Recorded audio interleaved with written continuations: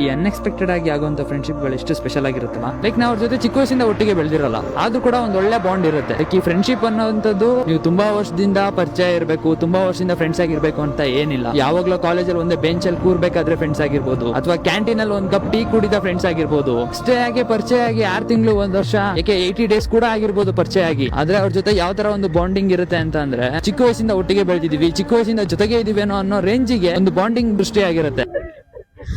ನೀವೇನು ಈಗ ಆ ದಾರಿಯನ್ನ ನೋಡ್ತಾ ಇದ್ದೀರಿ, ಅಲ್ಲಿ ಬಂಡೆ ಹಾಸು ಕಾಣಿಸ್ತಾ ಇದೆ ನಿಮ್ಗೆ. ಚಿಕ್ಕ ಚಿಕ್ಕ ಬಂಡೆಗಳನ್ನ ಹಾಕಿದ್ದಾರೆ, ಆ ಬಂಡೆ ಹಾಸು ಕಾಣಿಸ್ತಾ ಇದೆಯಲ್ಲ, ಅಲ್ಲಿಂದ ಇಳಿದು ನಾವು ಕೋಟೆ ಒಳಗಿಂದ ಬಂದಿದ್ವಿ, ಅಲ್ಲಿಂದ ಇಳಿದು ಮತ್ತೆ ಆ ಕಡೆ ದಾರಿಯಿಂದ ಬಂದು ಆ ಬತೇರಿ ಮೇಲೆ ಹತ್ತಿ ಆ ಭಾಗದಿಂದ ಈಗ ಈಚೆ ಕಡೆ ಬಂದು ಲಾಲ್ ಬತೇರಿ ಮೇಲೆ ನಾವಿದ್ದೀವಿ. ಈಗ ಇದು ಲಾಲ್ ಬತೇರಿ. ಹಾಯ್ ಎಲ್ರಿಗೂ. ಯಾವ ಊರಿಂದ ಬಂದಿದ್ದೀರಿ? ನಾವು ಜಗಳೂರಿಂದ. ಎಲ್ರು ಜಗಳೂರು. ಏನ್ ಮಾಡ್ತಾ ಇದ್ದೀರಿ? BA ಮಾಡ್ತಿದ್ದೀವಿ. ಅಂದ್ರೆ ಜಗಳೂರಿಂದನೇ ಇಲ್ಲಿಗೆ ಬಂದಿರೋದಾ? ಇಲ್ಲ ಮ್ಯಾಮ್, ಹಾಸ್ಟೆಲ್ ಅಲ್ಲಿಂದ ಬಂದಿದ್ದೀವಿ. ಹಾಸ್ಟೆಲಿಗೆ ಏನ್ ಓದ್ತಾ ಇದ್ದೀರಿ? ನಾವು ಡಿಗ್ರಿ ಓದ್ತಿದ್ದೀವಿ. ಡಿಗ್ರಿ ಓದ್ತಾ ಇದ್ದೀರಿ ಅಂದ್ರೆ ಇಲ್ಲಿ ಇಲ್ಲೇ ಓದೋದಕ್ಕೋಸ್ಕರನೇ ನೀವು ಇಲ್ಲಿ ಬಂದ್ಬಿಟ್ಟು ಓದೋದಕ್ಕೋಸ್ಕರನೇ ಇಲ್ಲ, ಭಾನುವಾರ ರಜೆ ಇದೆ, ಸಂಡೆ ಅಂತ ಬಂದಿದ್ದೀವಿ. ಹೊರಗಡೆ ಕಳಿಸ್ತಾರಾ? ಕಳಿಸ್ತಾರೆ ಮ್ಯಾಮ್. ಏನ್ ಅನ್ನಿಸ್ತು ಇಲ್ಲಿಗೆ ಬಂದು? ಚೆನ್ನಾಗ್ ಅನಿಸ್ತೆ ಮ್ಯಾಮ್, ಗುಡ್ ಎಕ್ಸ್ಪೀರಿಯನ್ಸ್. ಇದೆಲ್ಲ ನಿಮ್ಗೆ ಈ ಪ್ಲೇಸ್ ಬರ್ಬೇಕು ಅಂತ? ಯೂಟ್ಯೂಬ್ ಅಲ್ಲಿ, ಇನ್ಸ್ಟಾದಲ್ಲಿ ನೋಡ್ ಬಂದಿವಿ ಮ್ಯಾಮ್. ಕೆಂಪು ಬತೇರಿ ಅಂತ ಇದನ್ ಮಾಡಿದ್ರು, ಅದಕ್ಕೆ ಹಂಗ್ ಬಂದಿವಿ. ಈ ಪ್ಲೇಸ್ ಗೆ ಬರ್ಬೇಕು ಅಂತ ಬಂದ್ರೆ? ಈ ಪ್ಲೇಸ್ ಗೆ ಬರ್ಬೇಕಂತಾನೆ ಬಂದಿವಿ ಮ್ಯಾಮ್. ಕೆಂಪು ಬತೇರಿ ನೋಡಿರ್ಲಿಲ್ಲ ಹತ್ಕೊಂಡ್ ಬಂದ್ರಿ ಬರುವಾಗ? ಮ್ಯಾಮ್, ಇಲ್ಲಿ ಕೆರೆ ಇದೆಯಲ್ಲ ಕೋಟೆ ಪಕ್ಕದಲ್ಲಿ, ಎಂಟ್ರೆನ್ಸ್ ಇಂದ ಇಲ್ಲಿ ಕೆರೆ ಬರುತ್ತೊಂದು, ಅಲ್ಲಿಂದ ಅಲ್ಲಿ ಒಂದ್ ಗೇಟ್ ಇದೆ, ಅಲ್ಲಿಂದ ಹಂಗೆ ಬಂದ್ರೆ ಅದು ಸಿಗುತ್ತೆ ಮ್ಯಾಮ್ ದಾರಿ. ತಿಮ್ಮಣ್ಣ ನಾಯಕನ ಕೆರೆ ಒಡ್ಡು. ಅಲ್ಲಿಂದ ಬಂದು ಮೇಲ್ ಹತ್ಕೊಂಡ್ ಹಿಂಗೆ ಬಂದ್ರೆ ಹಿಂಗೆ ಬಂದಿವಿ. ಏನ್ ಅನ್ಸ್ತದೆ ಮೇಲ್ ಹತ್ತುವಾಗ? ಏನ್ ಅನ್ಸ್ತು? ಇಲ್ಲಿ ನಿಂತ್ಕೊಂಡಾಗ ಏನ್ ಅನ್ಸ್ತು ನಿಮ್ಗೆ? ಹತ್ತಿ ಬಂದಾಗ ಚೆನ್ನಾಗ್ ಅನಿಸ್ತು ಮ್ಯಾಮ್. ಹತ್ತಿ ಬಂದಾಗ ಗುಡ್ ಎಕ್ಸ್ಪೀರಿಯನ್ಸ್ ಆಯ್ತು. ಮತ್ತೆ ಇಲ್ಲಿ ಬಂದಾಗ ಎಲ್ಲ ಚೆನ್ನಾಗಿತ್ತು ಮ್ಯಾಮ್, ನೇಚರ್ ನೋಡಕ್ಕೆ. ದುರ್ಗಾ ಫುಲ್ ಕಾಣುತ್ತೆ ಮ್ಯಾಮ್. ಹೈಯೆಸ್ಟ್ ಪೀಕ್ ಅಂತ ಮ್ಯಾಮ್ ಇದು ಕೆಂಪು ಬತೇರಿ. ಯಾರೆಲ್ಲ ಹತ್ಬೋದು ಹಾಗಾದ್ರೆ? ಎಲ್ಲ ಹತ್ಬೋದು ಮ್ಯಾಮ್, ಹೆಣ್ಮಕ್ಳೆಲ್ಲ ಹತ್ಬೋದು ಮ್ಯಾಮ್, ಆರಾಮಾಗಿ ಹತ್ಬೋದು ಮ್ಯಾಮ್. ನೀವು ಇನ್ಸ್ಪೈರ್ ಆಗ್ಬೇಕು. ನೀವು ಇನ್ನೊಂದ್ 10 ಜನಕ್ಕೆ ಹೇಳಿ ಚಿತ್ರದುರ್ಗ ಹೆಂಗಿದೆ ಅನ್ನೋದನ್ನ ಎಲ್ರು ಬಂದ್ ನೋಡ್ಲಿ ಅಲ್ವಾ? ಈ ಸೌಂದರ್ಯ ಸವಿಬೇಕಲ್ವಾ? ಸ್ವರ್ಗ ಮ್ಯಾಮ್ ನಮ್ ದುರ್ಗ ಅಲ್ವಾ? ಅಷ್ಟೇ, ಸ್ವರ್ಗ ನಮ್ ದುರ್ಗ. ನೋಡಿ ಎಷ್ಟ್ ಚೆನ್ನಾಗಿದೆ. ನೋಡಿ ನೀವೆಲ್ರೂ ಕೂಡ ಬನ್ನಿ ಚಿತ್ರದುರ್ಗ ನೋಡಿ. ಈ ಚಿತ್ರದುರ್ಗದ ಸೌಂದರ್ಯ, ಈ ಪ್ರಕೃತಿ ಎಲ್ಲೂ ಸಿಗಲ್ಲ ಕಣ್ರಿ. ಬಂದ್ ನೋಡಿ ಚಿತ್ರದುರ್ಗನ. ಸ್ವರ್ಗ ನಮ್ ದುರ್ಗ. ಫ್ರೆಂಡ್ಸ್, ನಮ್ದು ಇವತ್ತು ಚಾರಣಕ್ಕೆ ಬಂದಿದ್ದೀವಿ. ಚಿತ್ರದುರ್ಗದವ್ರೆ ನಾವೆಲ್ಲ, ನಿಮಗೆ ಗೊತ್ತಿದೆ ನಮ್ಮ ಗ್ರೂಪ್ ಇದು. ಪ್ರತಿ ಸಾರಿ ತುಂಬ ಜನ ಇರ್ತೀವಿ. ಇಲ್ಲಿ ಸಿಕ್ಕಂಥವ್ರನ್ನೇ ನಾವು ತುಂಬ ಎಲ್ಲರನ್ನು ಸೇರಿಸ್ಕೊಂಡು ಇಳಿಯುವಂಥದ್ದು ಹತ್ತೋದಂಥದ್ದು ಮಾಡ್ತಾ ಇರ್ತೀವಿ. ಇವತ್ತು ನಾವು 3 ಬಂದಿದ್ದೀವಿ. ಆದರೆ ಇವತ್ತೊಂದು ಒಳ್ಳೆ ಎಕ್ಸ್ಪೀರಿಯನ್ಸ್ ಏನಪ್ಪಾ ಅಂತ ಹೇಳಿದ್ರೆ, ಕೋಟೆ ಒಳಗಡೆಯಿಂದ ಬಂದ್ವಿ ನಾವು. ಕೋಟೆ ಒಳಗಡೆಯಿಂದ ಬಂದು ನಾವು ಹಿಂದ್ಗಡೆ ಕಾಣಿಸ್ತಾ ಇದೆ ನೋಡಿ, ಈ ಹಿಂದ್ಗಡೆ ದಾರಿಯಿಂದ ಇವತ್ತು ಲಾಲ್ ಬತೇರಿ ತಲುಪಿದೀವಿ. ಲಾಲ್ ಬತೇರಿಗೆ ಬಂದಿದ್ದು ಇದು ಎಲ್ಲದಕ್ಕಿಂತ ಪೀಕಲ್ ಇದೆ ಅಂತ ಹೇಳ್ಬೋದು. ಅಷ್ಟು ಎತ್ತರ ನಾವು ಹತ್ತಿದೀವಿ ಅಂತ ಹೇಳಿದ್ರೆ, ಆದ್ರೆ ಹಿಂದೆ ಹತ್ಕೊಂಡು ಬಂದಂತ ಬೆಟ್ಟ ಏನು ಕಾಲು ದಾರಿ ಇತ್ತಲ್ಲ, ಅದೇನು ಅಷ್ಟೊಂದು ಸುಗಮ ಅಲ್ಲ. ಅಷ್ಟು ಚೆನ್ನಾಗಿತ್ತು ಅಂತ ಹೇಳಿದ್ರೆ, ಹತ್ತಬೇಕಾದ್ರೆ ಒಂದೊಂದು ಬಂಡೆ ಕೂಡ ಎಲ್ಲಿ ಅಲ್ಲಾಡುತ್ತೋ, ಎಲ್ಲಿ ಏನಾಗುತ್ತೋ ಅನ್ನುವಂಥ ರೀತಿ. ಯಾಕೆಂತ ಹೇಳಿದ್ರೆ, ಹಿಂದಿನ ವಿಡಿಯೋಗಳನ್ನ ನೋಡಿದ್ರೆ ಗೊತ್ತಾಗುತ್ತೆ ನಿಮ್ಗೆ.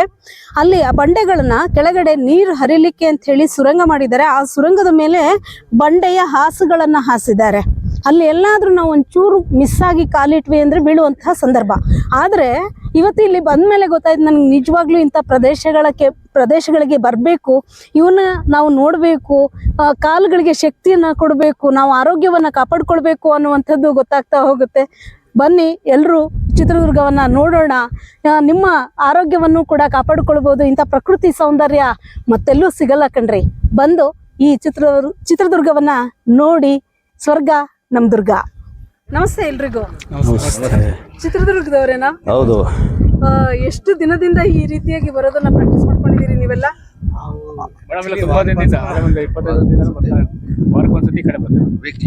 ವೀಕ್ಲಿ ಒನ್ ಟೈಮ್, ಬಟ್ ಇಲ್ಲಿವರೆಗೂ ಬಂದಿರೋದು ಈ ಫಸ್ಟ್ ಟೈಮ್.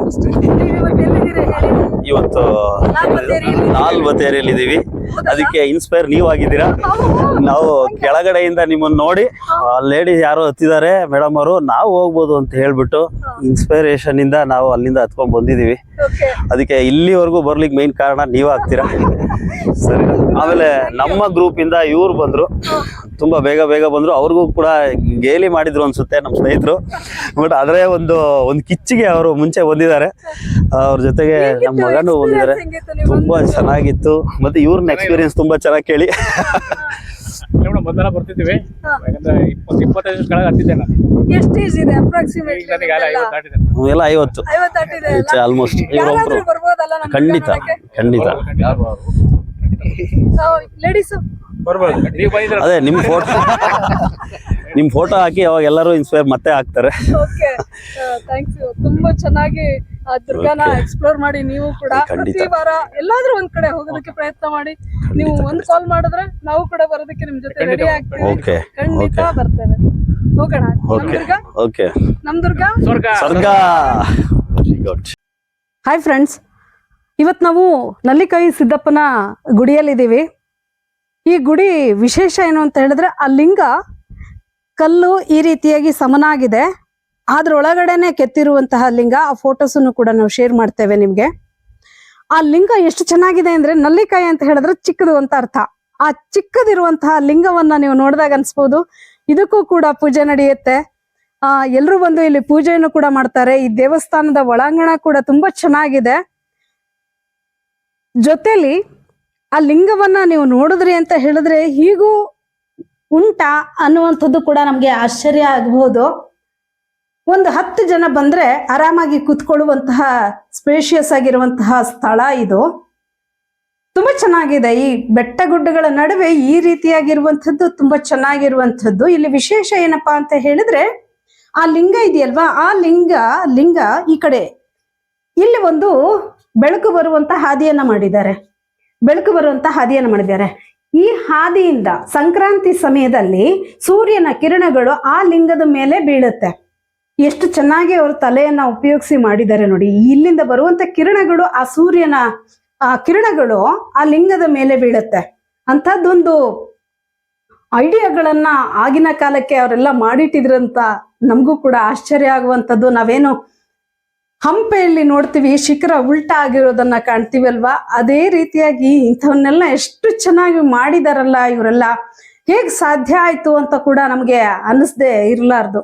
ಅಷ್ಟು ಚೆನ್ನಾಗಿದೆ. ನನಗೆ ನಿಜವಾಗ್ಲೂ ನಲ್ಲಿಕಾಯಿ ಸಿದ್ದಪ್ಪನ ಬೆಟ್ಟಕ್ಕೆ ಹೋಗಬೇಕು ಅಂತ ನಾನು ತುಂಬಾ ದಿನಗಳ ಆಸೆ ಇಟ್ಕೊಂಡಿದ್ದೆ. ಇವತ್ತು ಇಲ್ಲಿಗೆ ಬಂದಿದ್ದೀವಿ. ಲಾಲ್ ಬತೇರಿಯಿಂದ ಇಳಿದು ಈಗ ನಾವು ನಲ್ಲಿಕಾಯಿ ಸಿದ್ದಪ್ಪನ ಬೆಟ್ಟಕ್ಕೆ ಬಂದಿದ್ದೀವಿ. ಹಿಂದೆ ಸಿದ್ಧರು ವಾಸ ಮಾಡ್ತಾ ಇದ್ರು. ಆ ಸಂದರ್ಭದಲ್ಲಿ ಅವರಿಗೆ ನೀರಿನ ವ್ಯವಸ್ಥೆ ಬೇಕಾಗಿತ್ತು. ಆ ನೀರಿನ ವ್ಯವಸ್ಥೆಗೆ ನೋಡಿ ಎಷ್ಟು ಚೆನ್ನಾಗಿ ಒಂದು ಕೊಳದ ರೀತಿಯಲ್ಲಿ ಆ ಬಂಡೆ ಕಲ್ಲುಗಳ ನಡುವೆ ಈ ರೀತಿಯಾಗಿದೆ. ಇಲ್ಲಿ ನಿಂತಿರುವ ನೀರಿನಿಂದ ಅವರು ತಮ್ಮ ದಿನನಿತ್ಯದ ಕೆಲಸಗಳನ್ನ ಮುಗಿಸ್ಕೊಳ್ತಾ ಇದ್ರು ಅನ್ನುವಂಥದ್ದು ಎಷ್ಟು ಚೆನ್ನಾಗಿದೆ ನೋಡಿ. ನೀರು ಒಂಚೂರು ಕರಗಿಲ್ಲ, ಎಲ್ಲ ಅಲ್ಲೇ ನೀರು ಸ್ಟಾಕ್ ಆಗಿದೆ. ಇನ್ನು ಮಳೆ ಬಂದ್ರೆ ಪೂರ್ತಿಯಾಗಿ ಇದೆಲ್ಲ ನೀರು ತುಂಬಿಕೊಳ್ಳುತ್ತೆ. ತುಂಬಾ ಚೆನ್ನಾಗಿರುತ್ತೆ. ಇಂಥದ್ದೊಂದು ವ್ಯೂ ಅನ್ನ ನೀವೆಲ್ಲರೂ ಕೂಡ ಬಂದು ನೋಡ್ಬೇಕು. ಇದು ನಮ್ಮ ನಲ್ಲಿಕಾಯಿ ಸಿದ್ದಪ್ಪನ ಬೆಟ್ಟ ಗುಡಿ. Thank you.